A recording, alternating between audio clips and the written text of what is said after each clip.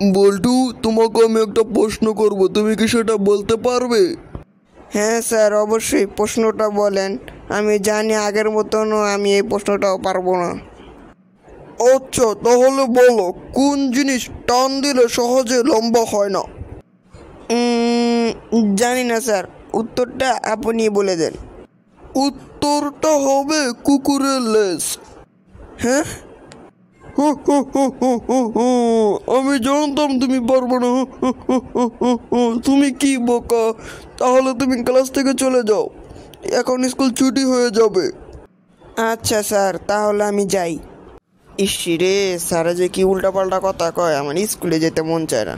কালকাতা আমি আর স্কুলে যেতাম না। থাক, এখন বাসায় যাই। বাবা, আমি আজকে একটু স্কুলে যাব না। কেন তুমি স্কুলে যাবে না? তোমাকে স্কুলে যেতেই হবে। আচ্ছা ঠিক আছে, যাই। তাহলে তুমি তাড়াতাড়ি যাও, স্কুলের সময় হয়ে যাচ্ছে। এখন তো আমি স্কুলে যাচ্ছি, যদি স্যারে কোনো প্রশ্ন জিজ্ঞেস করে সেটার উত্তর আমি দিয়ে ছাড়বো। তাহলে আমি স্কুলে যাই। বল্টু, আজকেও আমি তোমাকে একটা প্রশ্ন করব, তুমি কি সেটা পারবে? বলেন স্যার, দেখি পারি কি না।